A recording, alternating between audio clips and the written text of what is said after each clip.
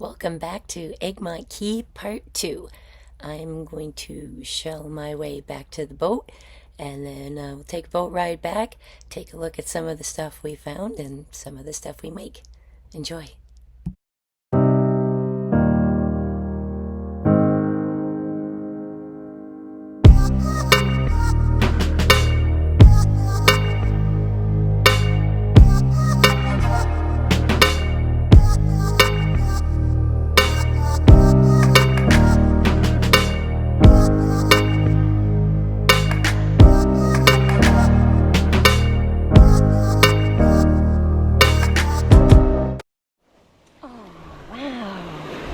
Hello, Moon. Oh, you're missing your eye. That's okay. We can work with it. Lovely little olive. Alright, I guess I better hustle back to the boat. Oh. But I have to stop for those, though. Definitely worth stopping. Hey, and another one. Awesome. Two little crown conchs and a juvenile fighting conch.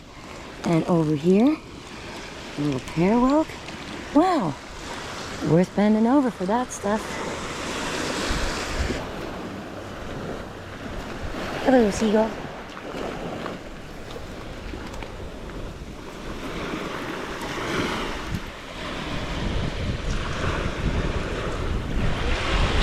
Yeah. Ooh.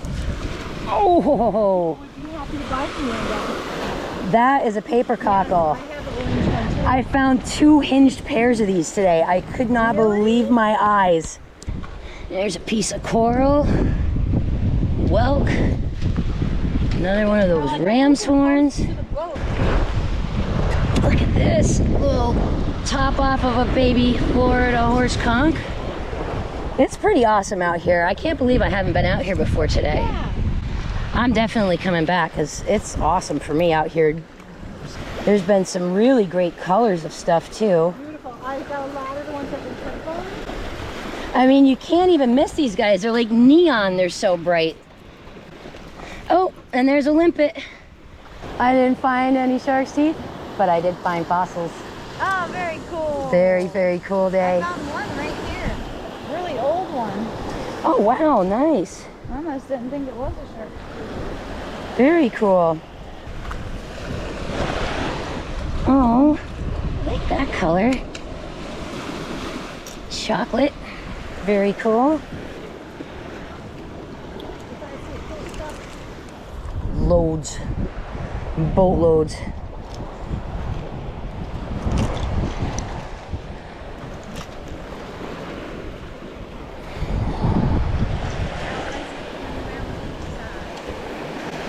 I found great stuff. I found great stuff. Awesome. Ooh, sorry. How much time do we have? We're going to leave as soon as everybody gets here. Oh, okay. Just get my feet rinsed off then.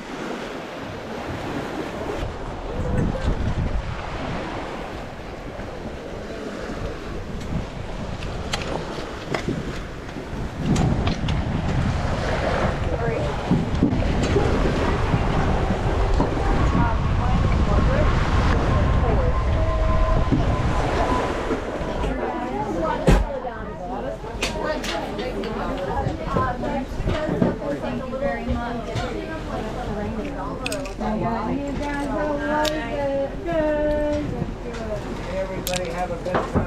Yeah. Yes. This little guy here found two megalodon shark teeth. Nice. Yeah. A better time.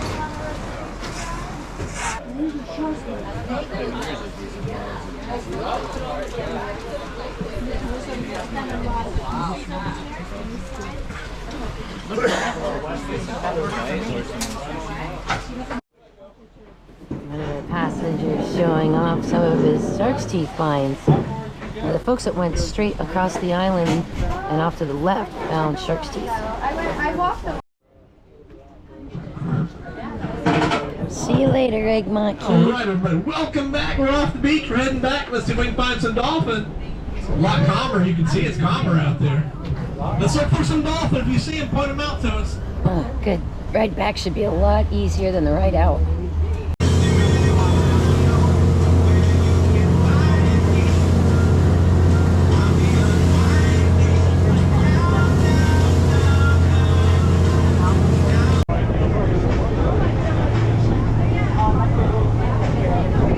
Gosh, if I'm not mistaken, it looks like part of the soda was actually missing. Huh.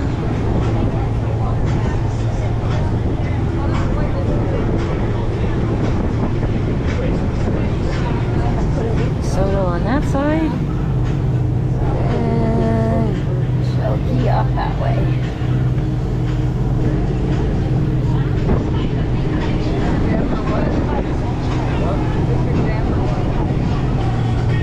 Looking for dolphins now.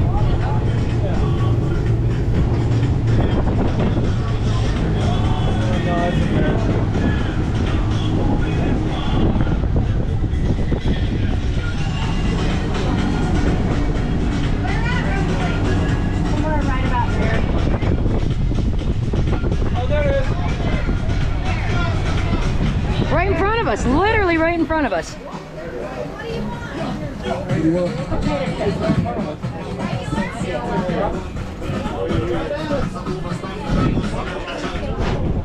Right toward the front of the boat. Look down. Straight down. Right next to the boat now. Let's see. Looks like he swam right under the boat. If it's a seagull, that means it's probably a male. The males tend to travel alone. Females travel in groups to take care of the babies.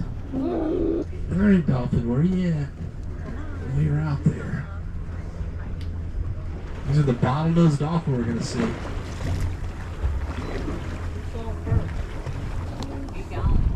Sharon did. Everybody say thank you, Sharon. Thank you, Sharon. Now, they're mammals just like us. They got to breathe air, so everybody keep a lookout. It's got to pop up somewhere. Oh, he's back there. There it is. Towards that. Just went under there where the green sign for the channel marker was. Just dropped up there. Popped up over there and went right back under. Here we go. There it is, right there. Way over there. Hold on. There it is, right there. And I think there's more than one. I think you got two. All right, good stuff. Yep. All right, let's see if I can time this right there. Gotta come up all nice and slow. Don't want to start her. They're really good about missing the boat, so they can feel the boat's coming from 100 yards away and then make sure they get out of the way. If you need a good trick to get a picture, leave your phone in video mode and screenshot it later. Right by us. Oh, wow.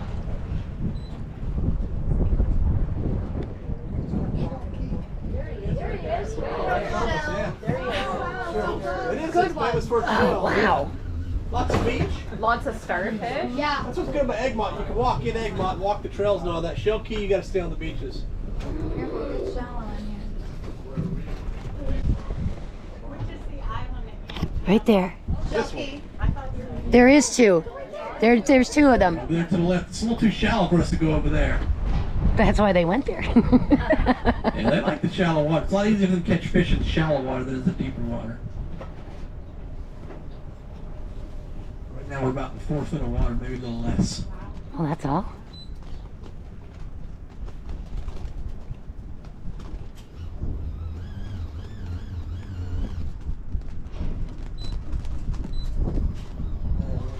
Oh, just popped up there.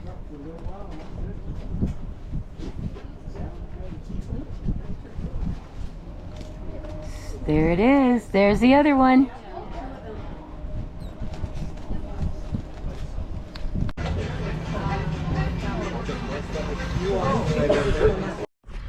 Only one word for a day like today. Epic. Epic. Found so much great stuff. People on the boat actually went to the other side of the island on the Gulf side. Found all kinds of shark's teeth. I found an astonishing assortment of stuff. Can't wait to share it with you and make some fun things with it.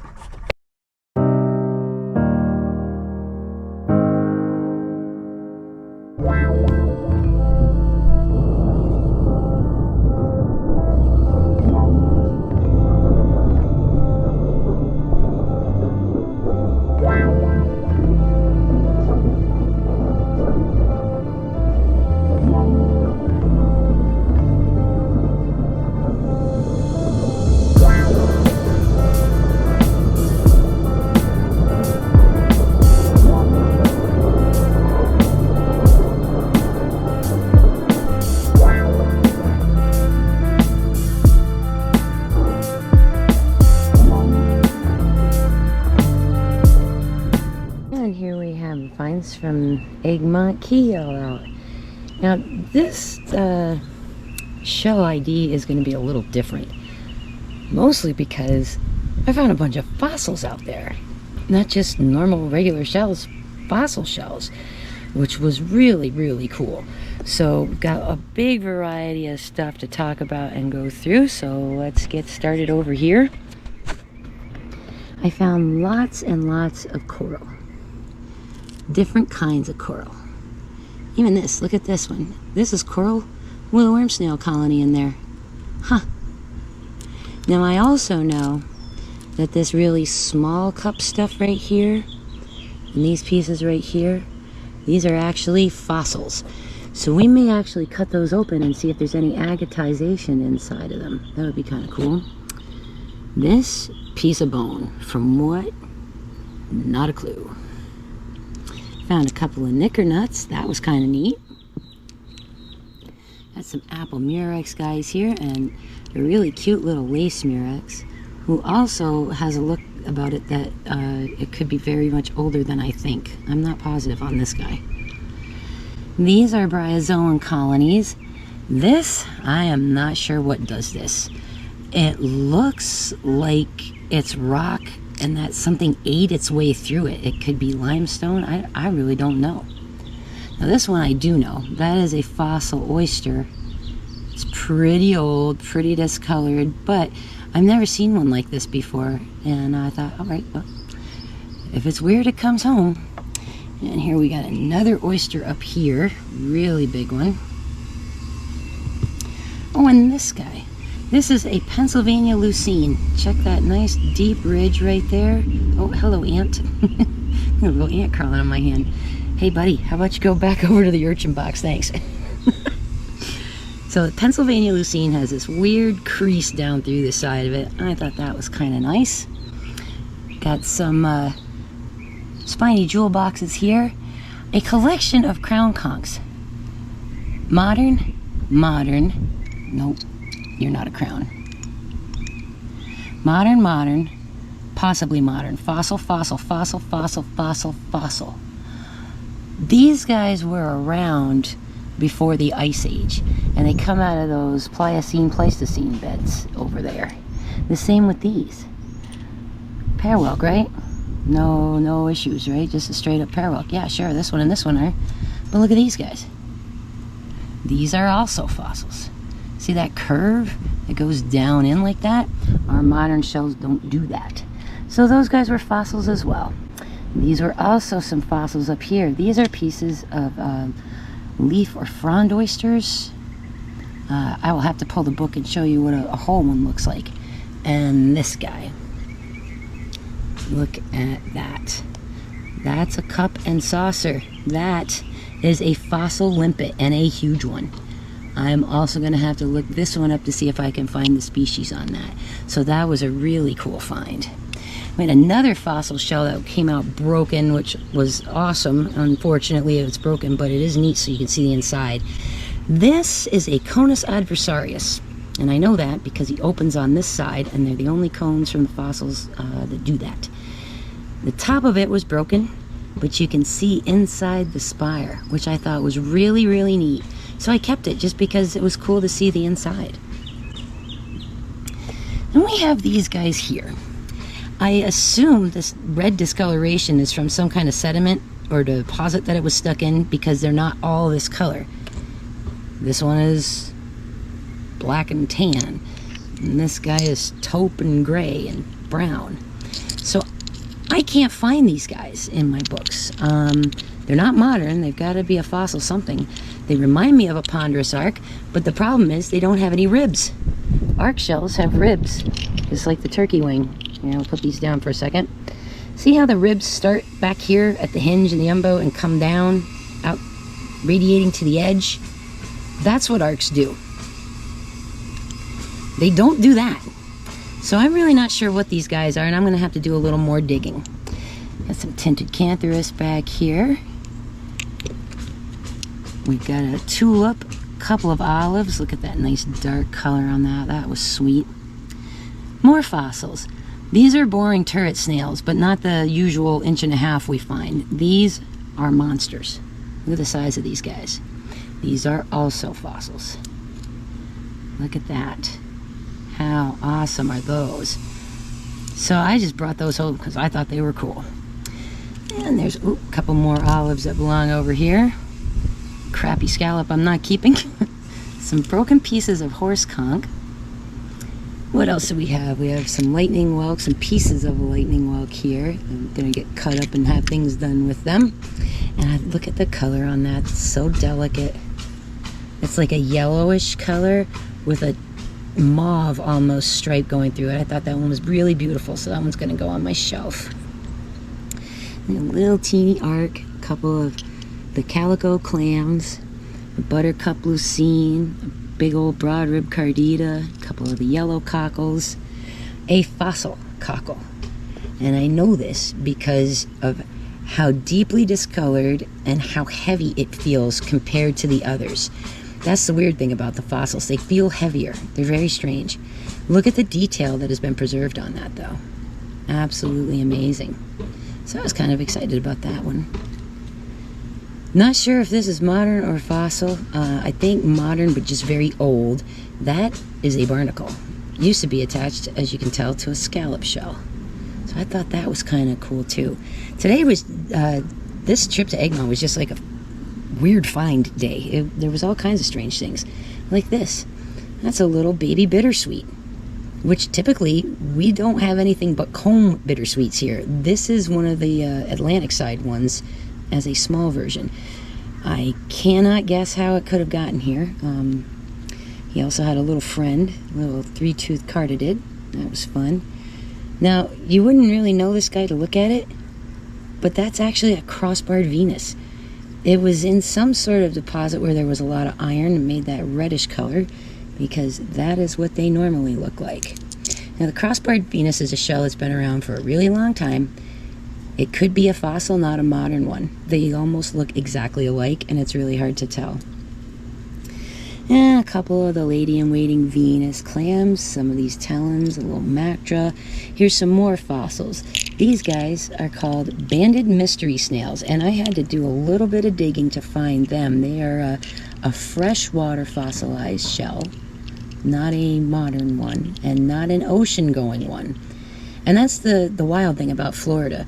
We were under and above sea level a number of times through our history. So we do actually get fossils of land creatures and freshwater animals here.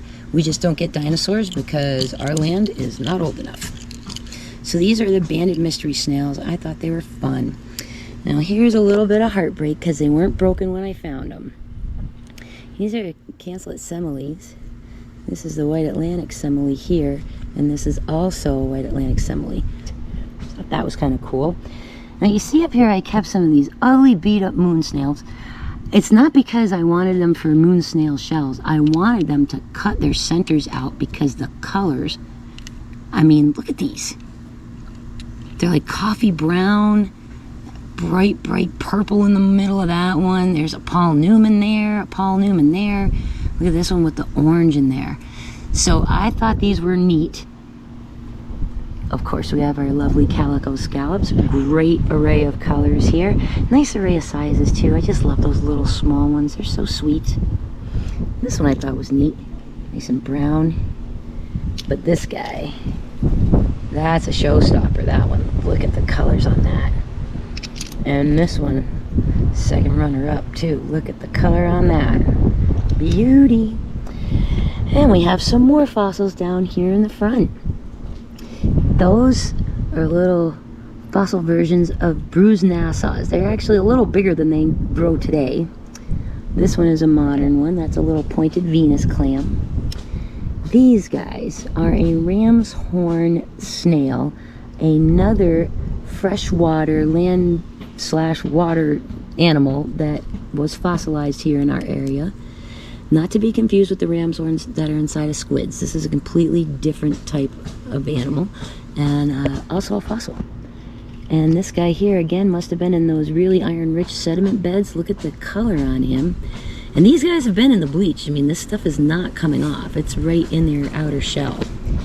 Now, also, in the moon snail department. These are our modern guys. These are fossils. These ones are all fossils. Now, there are two different kinds of moon snails. You've probably heard them referred to in the past as a false shark eye versus a regular shark eye. But really the difference isn't so much in the bottom where the foot is. Really the difference is in their thickness. Look at this, the height on him. And then look at this one, how much flatter he is. So these are two different kinds in the moon snail family, but still considered moon snails. And these guys are old. You can feel the weight on them. The heft on them is about double what these are here. So these guys, also fossils, super crazy cool. I'm not sure what I'm going to do with them yet. Obviously, this one I'm going to have to cut him up and do something cool with him. And his little buddy over here. But these guys here, I'm not sure. I think I might just put those on my shelf. They're slick. And we got a couple of fossil cones as well. Their little tips broken off. Because of that orange iron oxide, I guess it would be. I really can't tell exactly what kind this is. I just know it's not an adversarius because it doesn't open on the left. It's open on the right. And it looks like a Florida cone or a precursor to it. And same with this little guy here too. And then I did find one lonely little piece of alphabet cone.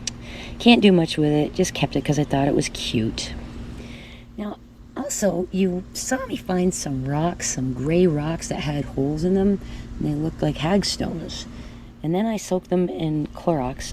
And it turned out they were clay. They broke apart. So they weren't actually stones at all. Although it makes you wonder, how do they survive in the ocean?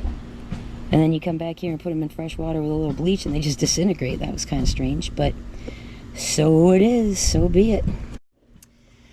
Alright, so out of all these goodies, I'm going to have to pick a couple of things out to work with here. And, let's see. I don't get to play with fossils very often. And I'm thinking I might want to make necklaces out of these guys. They're pretty heavy, though. I'm not sure. They may be too heavy, actually, for a necklace. I might just have to go on my shelf. But I'm going to set them aside anyway. These guys are kind of beat. These I know are fossils, and I know I want to see if I can clean them up and cut them up, do something with them. So they're going to get set to the side here. I just love the color on that. I want to make a necklace out of him. He's amazing. Super cool. And all these moon snails that are all busted up are all getting cut apart. So those will be processed, but probably not in this video because I'm going to actually have to set up the saw and really get after them with a bigger blade. Man, I just can't get over the colors on these things. Oh, golly. Look at that. Amazing. Now, I also found these. These little guys are called nickernuts. And they're a seed from a tree in the Caribbean. It has to stay in the water a long time to make it all the way here. And one of them, can you hear that? There's something inside of there, a seed, I'm assuming. And he has sort of like a line in it. I'm going to cut this open because I want to see what's inside of it. I'm just curious. I have to know. And let's see what else. These little lightning wells were sweet. And look at their colors. Oh, man, that orange in there. Wow. So those guys are going to get worked with. And let's see what else. Well, I think I'm going to have to make a couple of ice cream cones out of these littles. I just like these. So these guys are going to get drilled and matched up with some cut augers, get made into little ice cream cones because it's cute. And I also liked a couple of these coral pieces. They were just so wild. So I'm going to see what I can do about wire wrapping a couple of those. Oh, and that's just too pretty. I have to drill a hole in that one, and in that one, and in that one. Wow, love that color. And actually, there's a few of them that have really great color that I want to play with. Look at this one. Blank in the middle, and then all the design is around the outside edge. That's awesome. Really pretty. This one's got some yellow tone to him. I like him for some earrings. And then there's this one. It's almost like a brown, like a brick color. That one is really cool too. And what else? Oh, hello, beautiful. Yep, you too. Definitely. Let's see. I think I also would like to turn these crown conchs. Well, these guys are crown conchs. This is a fossil version of a precursor to it, actually. Look at the discoloration in there from the sediments. That's wild. So yeah, I thought I'm gonna take a wire wheel to this and see color-wise what happens. I don't really know what's gonna happen. It's gonna be an experiment. Alrighty. So yeah, got a couple of fun little things to play with. Oh, you know what? I really do like that tinted cantharus too. I think I might drill him. And I would really very much like to make myself a pendant out of one of these turret snails. They're so cool.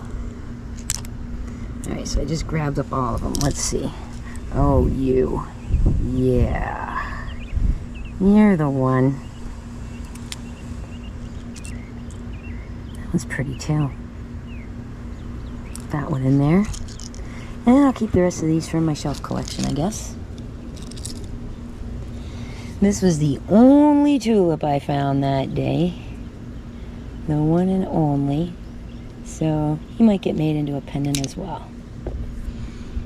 Lots and lots and lots of fun stuff to cut on and drill on and look up though. As far as a shelling experience goes, Egmont was very different than most of the beaches, especially with the abundance of the fossils. I mean, look at this one that I picked up. Do you see that? That's 2 shark's teeth stuck in matrix right there. Right in the limestone. Look at the edge. You see the little point on it. And then the edge on this one.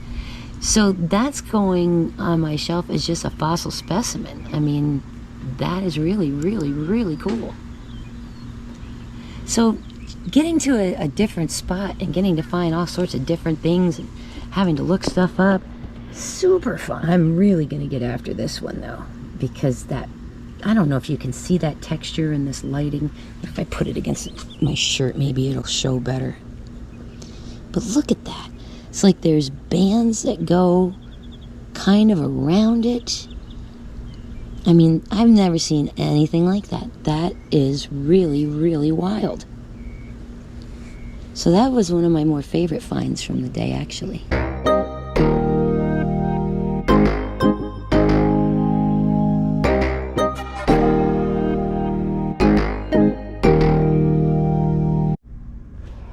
Alrighty, so I've got the stuff that I pulled from Egmont Key to make some things with. Quite a few things going on over here. I was sort of taking a look at this and marking things up already, so you can see I've got some lines already drawn, places to cut, that kind of stuff. Like that. See, I got a dark spot here and here. See how there's a hole right there? I want to cut and expose this and this so that you can see inside the pendant, which I thought would be cool. I think I'm going to do something a little different this time. I've got a number of these little scallops. You can see there's little lines all marked on these things. Got something in mind for those, so keep your eyes peeled for those. And I got a couple other nice scallops and some of these cool fossils I was going to make some stuff with. These guys here, and then this knicker nut. Hear that? There's something moving around inside of there. So I'm going to cut that open and see what we pull out. some of this other stuff, like this over here, these fossil pieces, these coral pieces, these are actually going to get made into an assembly for a light made out of a big shell. So we'll get to those guys. Nope, not him.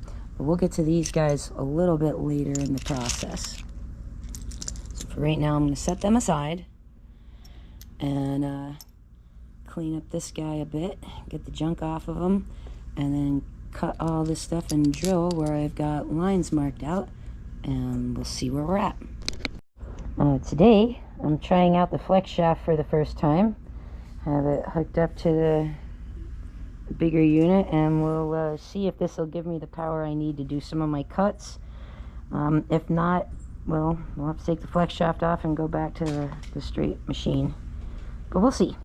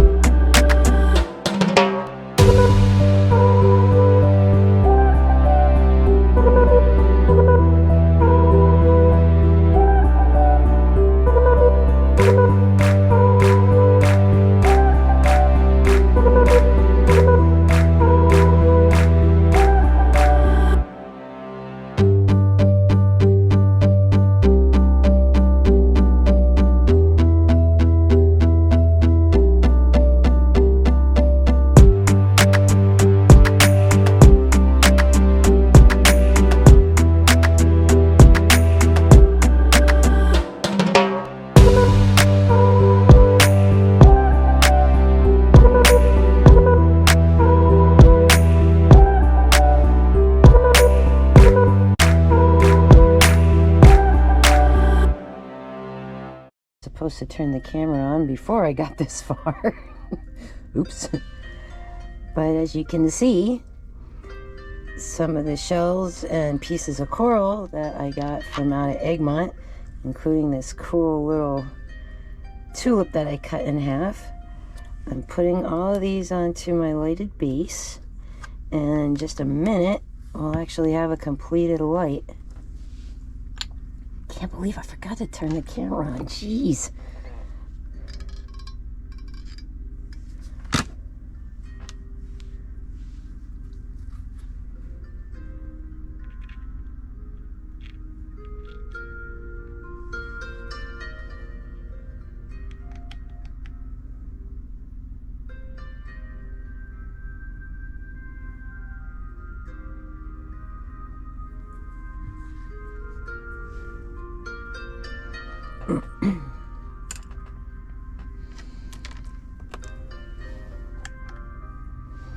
I don't know if the fossils are actually going to work on this, so I'm going to set them aside for something else.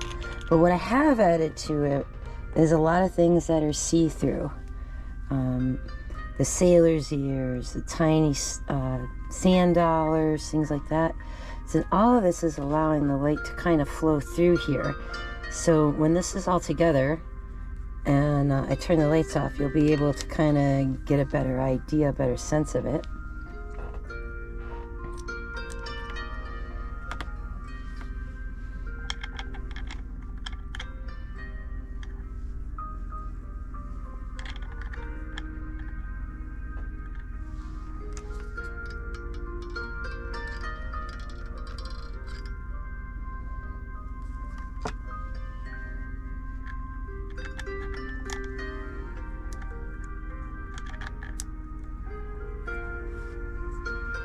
Yeah, that's better. Ooh, don't press too hard, they'll break. Gosh.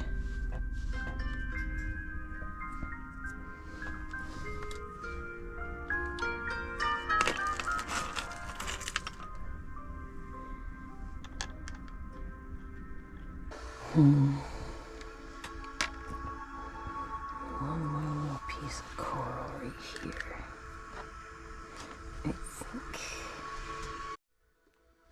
And here we are, everything's all together.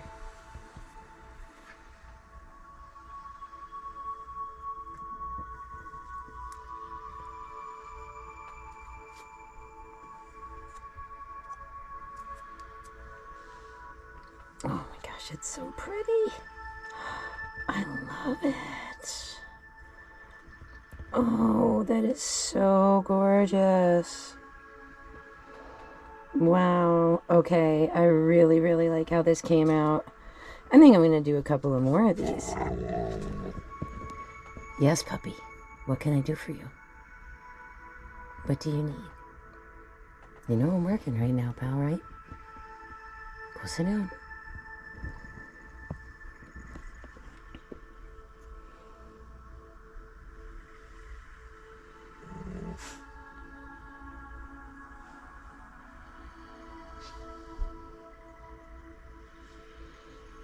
Oh, I do like this very much.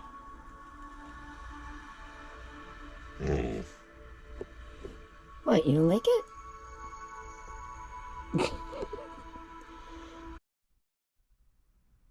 Why are you growling at me? What do you need, pal?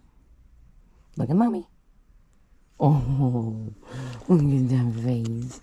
You're such a handsome little devil. Yes, you are. A couple of things that I'm going to need to put down on a backing and stitch around, because I'm going to do some embroidery actually. Move this guy out of here. And then I've got some little tiny fish pieces that I've cut out that are going to get all glued together as little fish earrings. They're going to be cute. And then the knicker nut that I cut open, I think is really neat.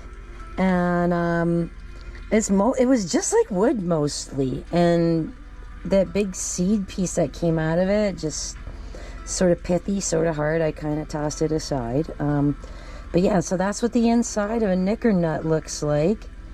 And I'm planning to embroider around this as well, actually. Yep, there's the two top parts that go together. My cut isn't perfect, but that really won't matter by the time I put it on the backing. And then we have a bunch of these little fellas. Alright, so these are designed to be like little fish. See, there's their head and their tail. And then these little tiny pieces of shells, these little itty bitty ones that I cut, are going to be their fin that goes here. Alright, let's have some fun.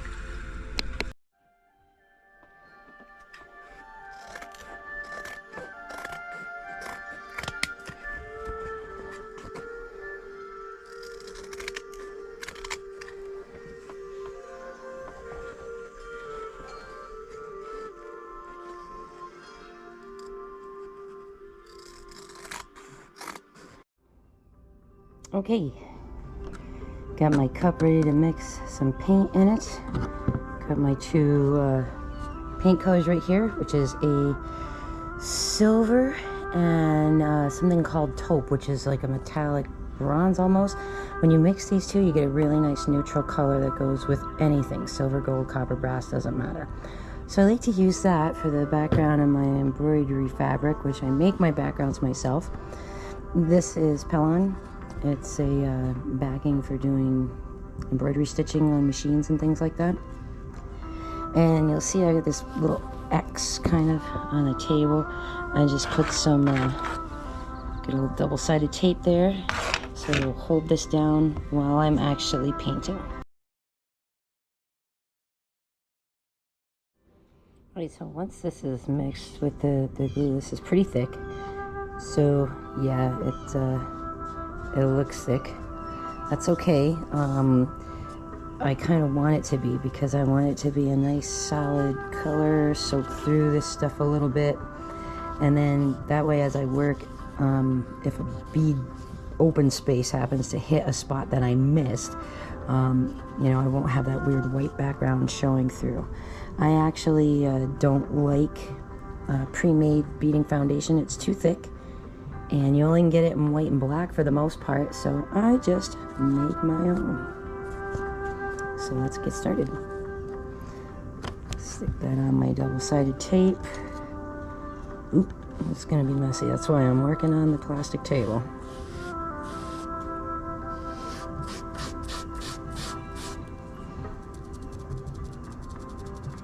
And you don't have to go all the way to the edge, because you're not going to bead a square all the way to the edge of this thing either.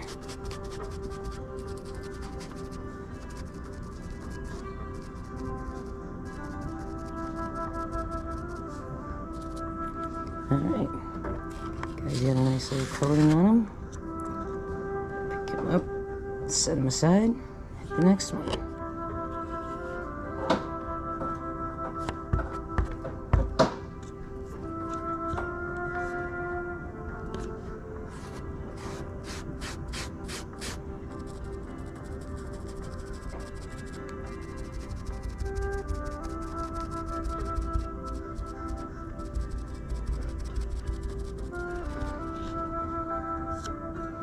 And yes, a lot of this paint is soaking into this stuff. That's okay.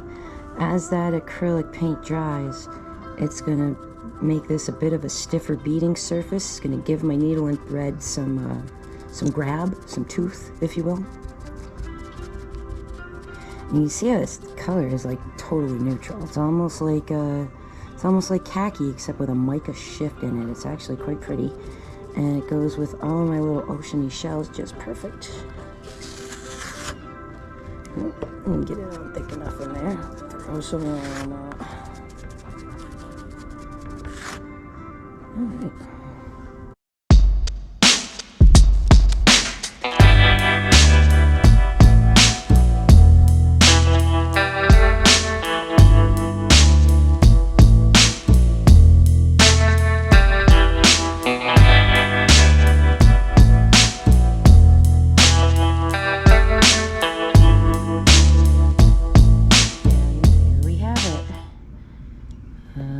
Pieces done And these are the smaller ones. This guy's a little bit bigger in case I want to do a big necklace or something. But got 9 pieces of foundation now that are the correct color to go neutrally behind basically any bead or any shell that I decide to put on there. And it'll come out with a nice even background tone that'll blend right into the bead work. In case I have a little spot showing or something like that, you won't even see it.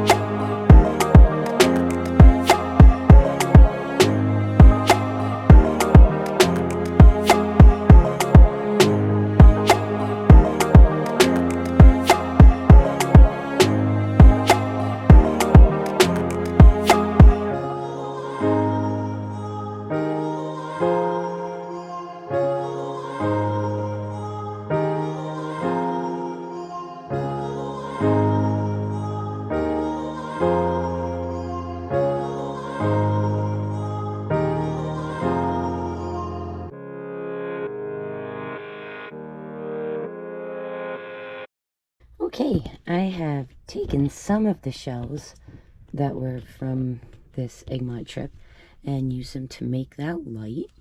And I've also taken some and I've put together what I call embroidery blanks. And I've fixed these down to this bead backing that I made. And I will go ahead and embroider around these and show you what that looks like, but it's probably going to be at a later time because a lot of this is going to take quite a bit of work, hours and hours and hours. So I'm going to do those at a separate point, but just let you know that that is what I was setting these up for, to embroider around them and back them with ultra suede so that they can be worn as jewelry. That's going to be a set. That's going to be a set of earrings, a pendant. And then this, I'm undecided as of yet. It might go on a bracelet, it might go on a pendant. I'm really not sure. So when the mood strikes me to finish it, I will. Over here, I have this guy to be hung. A couple little ice cream cones to be put together and assembled. These guys for pendants right here. And you've seen me do this enough times now that you probably don't need to watch me do it again. But I will give you some pictures after they're complete to show you what they look like. What I'm going to concentrate right now on is these little guys right here. Now I've actually cut some smaller shells to act as fish. And I'm going to be putting these on here. I haven't decided with exactly how yet. Glue wise, I have a couple of options. I have hypo cement, which is good for a lot of stuff, dries relatively fast. This is a cyanoacrylate based gel sort of stuff, leaves a little bit of a haze. I think I might not do that. Or I have this, which I may try because that would be the quickest curing and holding it in place where I want it to. And we'll see how it goes.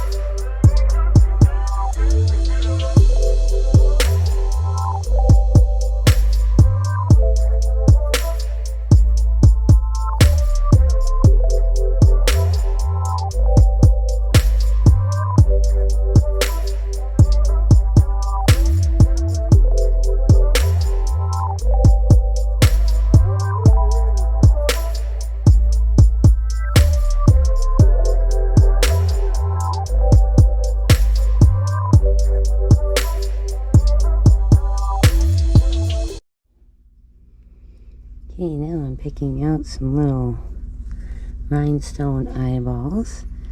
I'm going to use this little applicator guy. It's called a crystal katana. It has wax on the end of it, and it lets you pick up these little guys a little easier. They're super tiny though. They're a little hard to grab. I'm just doing okay with the tweezers. I might never mind the katana and just use my tweezers, honestly. Let's see. I'm going to use black on the dark orange ones. And I think maybe some blue on these.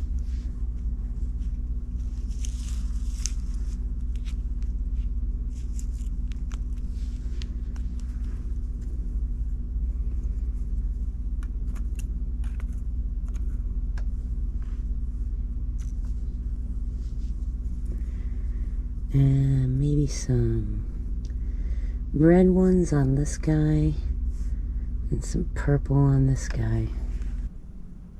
Teeny, tiny, tiny, teeny.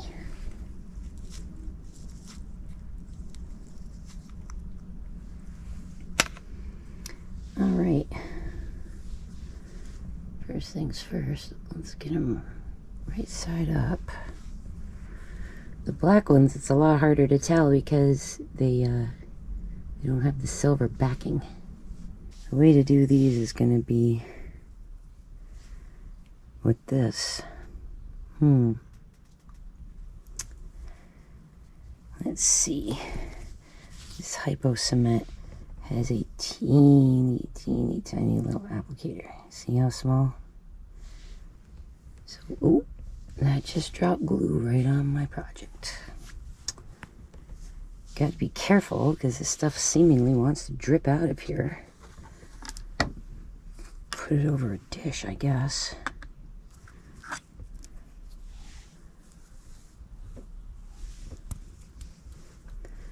Alright, I'm going to grab the eyeball. Oops.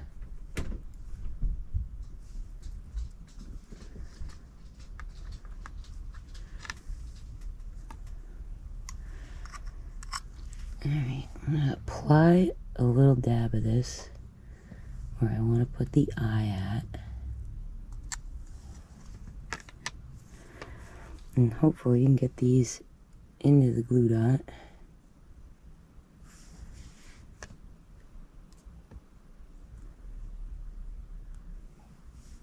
Ah! Don't do that. Oh, you little bugger.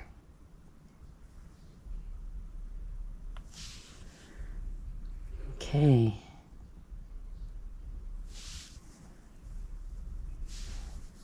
I'm going to just set this aside and let those guys dry.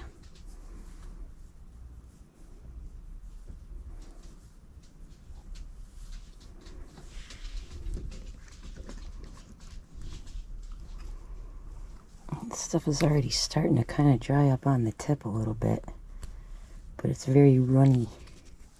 Might want to make sure you've got some good ventilation wherever you work with this stuff.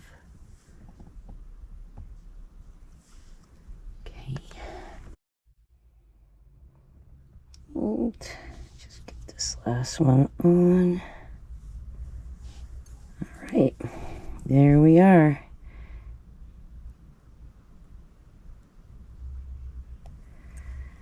Now, next thing I'm going to do is clear coat these, and that'll help that rhinestone stay on there too. And yes, this little tip for direct placing and helping is tucked in the inside of this little tool here, or you can flip it and have it in like that.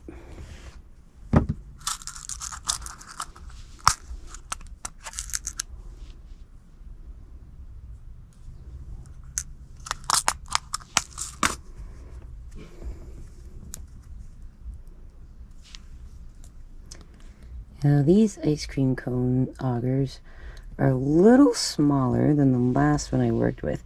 So to get the ice cream sitting on the top and not halfway down them, I'm going to go with a small jump ring in between two larger ones. And that should let me hook the two of them together.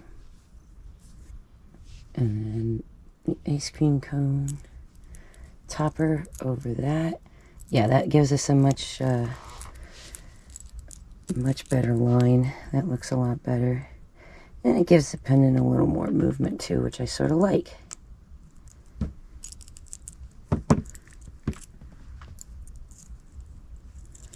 Oh yeah, now we're talking. Yeah, see, that lets that hang there instead of being... See, this way the ice cream's sitting on the top, otherwise it would have been like halfway down the cone and look kind of weird. Alright, that works out great. That on there. And our little ice cream topper. There we go.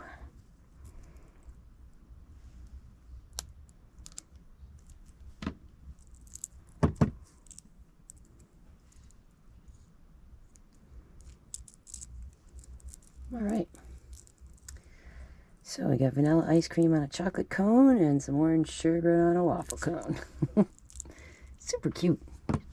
Let's look at this, how well that actually matches those beams coming out of there. That's beautiful. Wait till I oil that and it gets darker. Oh my gosh. Gonna be so pretty.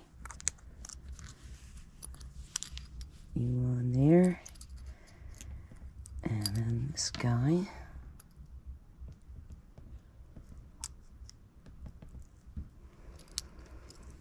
There's another pendant over here on these little scallops.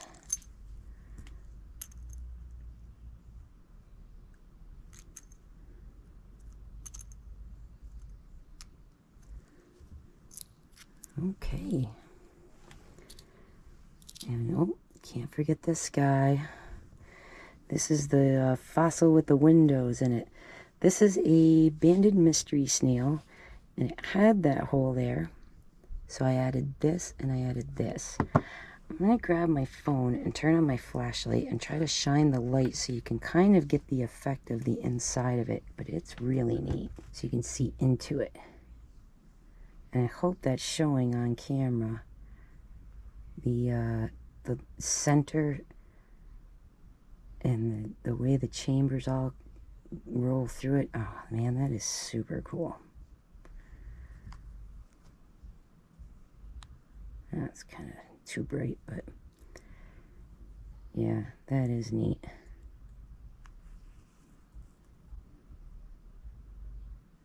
And you can see that spot through the center there. That's where everything sort of winds around and makes the coil of the shell. So we'll go ahead and put this one on a jump ring too.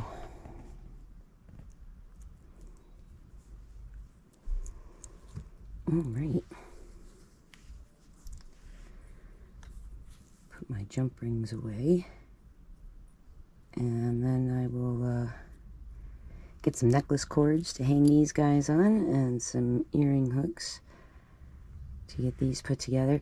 Actually, I'm going to clear coat these first beforehand and let them dry. So I think I will round up some necklace cord material and go clear coat those and be back in a few. Alright, got some necklace cords, got a clear coat that I'm going to put on the top of these guys. This Sally Hansen's Ultimate stuff is actually pretty good. Doesn't really yellow, so I kind of like it. Then I got cords for 1, 2, 3, 4, 5, 6 necklaces. So I'm going to go ahead, clear coat these, then hang these guys and give them a little light oiling. This one doesn't need it, and neither does this one. So they can just go, these two guys can actually just go on to the necklace cords as is. They're ready to go. In fact, let's string them up right now. And again, remember, I do all my necklaces this way with this little pin slide style clasp, just a little pressure fit. That way you don't have any metal against your neck when you're wearing this out in the sun or at the beach. Nice clean line all the way around. That looks so cute. I do love those.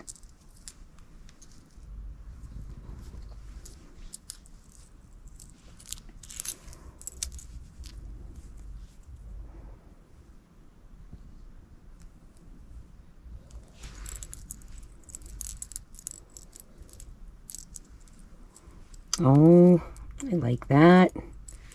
That's cute too.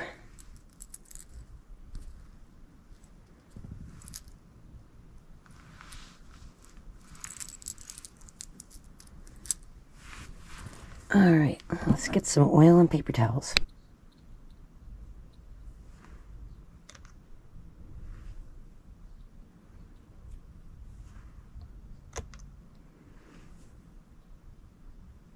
And that little bit of clear coat over the top of that rhinestone, along with the glue we used under it, will help it keep that little guy in place. I'm deciding whether or not I want to coat the fin or leave it dull.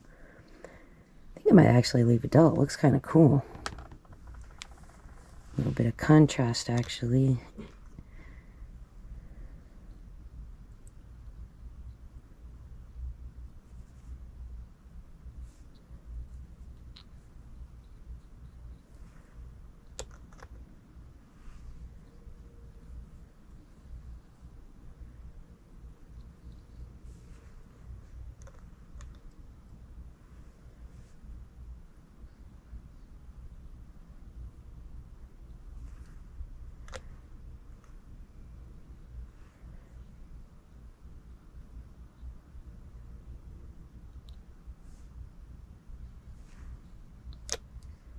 Just one more little drop over the eye. Make sure that stays on. Oh, those are going to be adorable hung on their little hooks. Yay! These are cute. I don't know what my fascination is with cute stuff lately either, but spring's here and summer's coming, and I just want happy things, I think.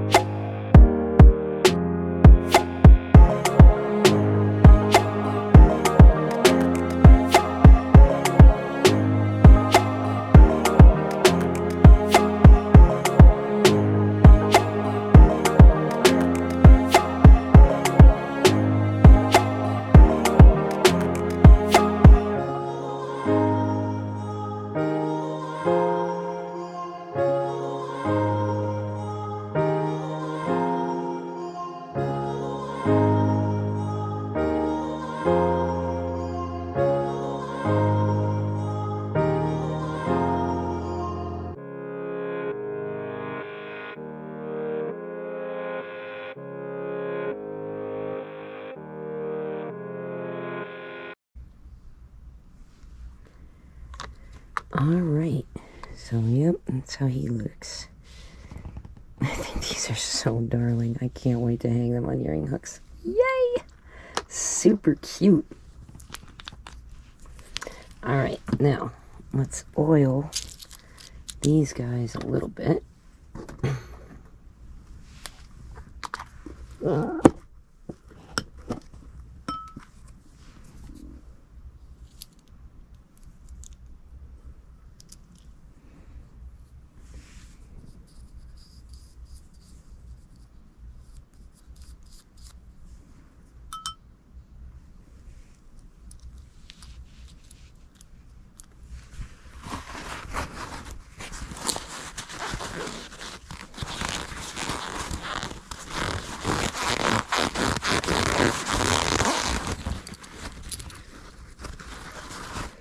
Oh gosh, look how beautiful that matches. Wow, super pretty. Really nice together. And up it goes. Really nice.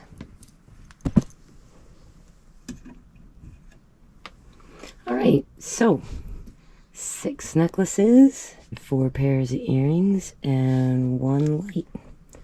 I'm going to go ahead and get the hooks on these and then show everything off at the end. All right, we've got the clear coat is dry on these guys, and I picked out some hardware for them. These orange ones are going to go on this black. These yellow and purple are going to go with the niobium. These yellowish orange ones with the kind of mottled color fins are going to go on copper. And then these guys with the tan and purple are going to go on some gold. So let's get them assembled.